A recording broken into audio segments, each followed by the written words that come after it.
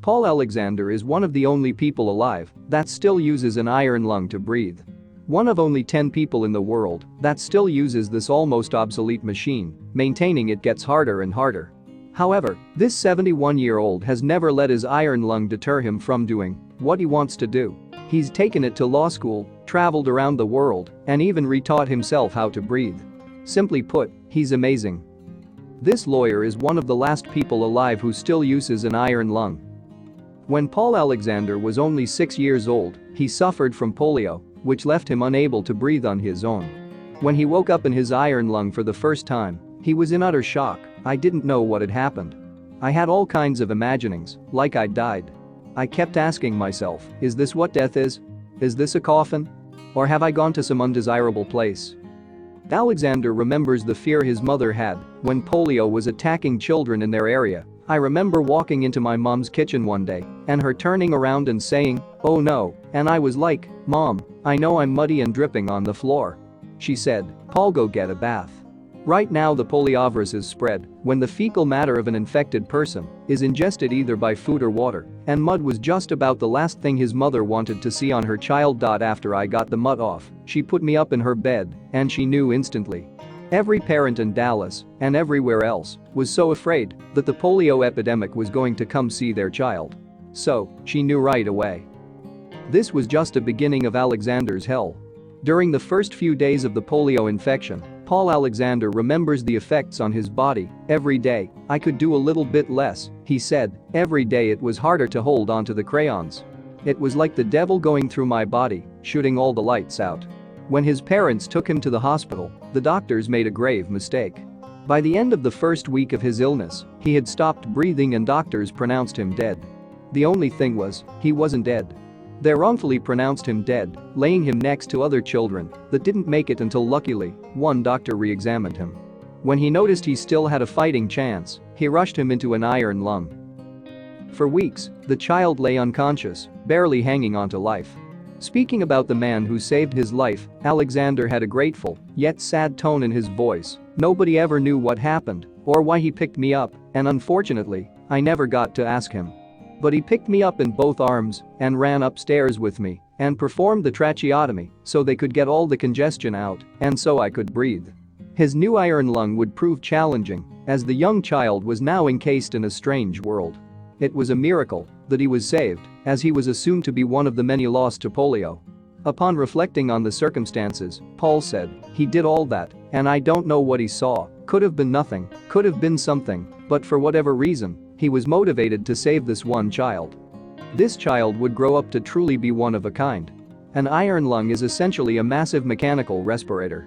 It uses negative pressure to allow air to be pushed into the patient's lungs, allowing them to breathe on their own while in it. Although his life changed forever, the young boy soon turned into a man, and with that, he learned how to make his environment work for him. He wasn't going to give up on his dreams, so he even went to college with it. The way I looked at it initially is that I could adapt myself to the iron lung, or I could make the iron lung adapt to my desires and lifestyle.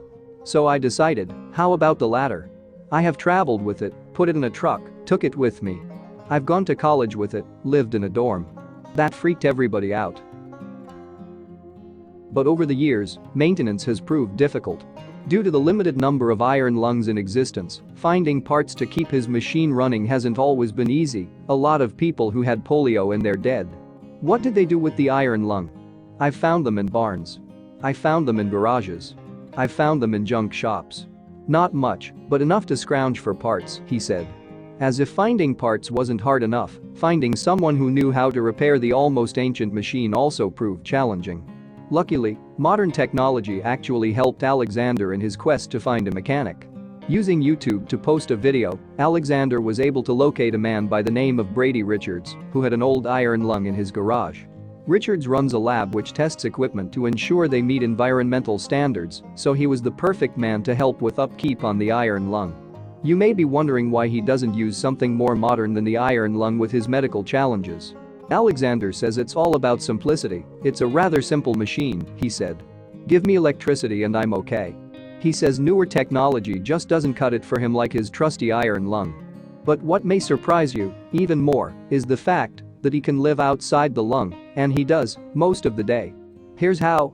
Although he has now taught himself how to breathe in a totally different way than you or I do, he couldn't always get out of his iron lung. It was years and years and years before I developed another way of breathing.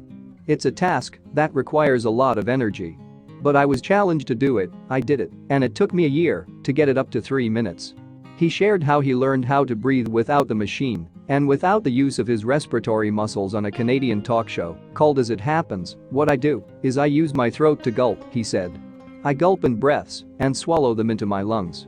Only after a long day of this exasperating type of breathing does he climb in the iron lung to sleep. He doesn't live alone, however, because there are still a few things he still needs help with. He lives with a caretaker who helps him turn the machine on and off, which he can't do by himself. He also needs help shaving, but considering how much he can and has done on his own, his story is inspiring. Which is why, in part, he has decided to write a memoir highlighting his experience surviving polio. The other reason he decided to write his own memoir is terrifying. As there is no known cure for polio, only a preventative vaccine, recent surges in the disease have caused concern for many. Alexander, believing his experience might educate those who support the anti-vaccination movement, decided to share the challenges he has faced after polio ravaged his body. It's their decision. But I gave them facts about polio. It's been a hard life. It's been tough. I've been abandoned by attendants. I've been very sick on occasions. I've had the government deny me care, he said in the talk show interview. He's about to tell us all just how hard his life has been. Although he is adamant that he would never write a book telling people how to raise their children, it's important for them to know how he has struggled. His memoir should be out by this coming spring, and many hope his story will bring more attention to the resurfacing of the poliovirus. Another message Paul Alexander has for the world is to be more compassionate, like the people who have so eagerly helped him. Recently, he's received a gift that made his life a whole lot easier. As a part of the Texas Ramp Project, the Waxahachie Rotary Club builds wheelchair ramps for people in need in the area, and they recently heard about Paul's situation. They wanted to see if they could help. In exchange for a ramp in front of his house, he agreed to become a spokesperson to end polio. He eagerly agreed.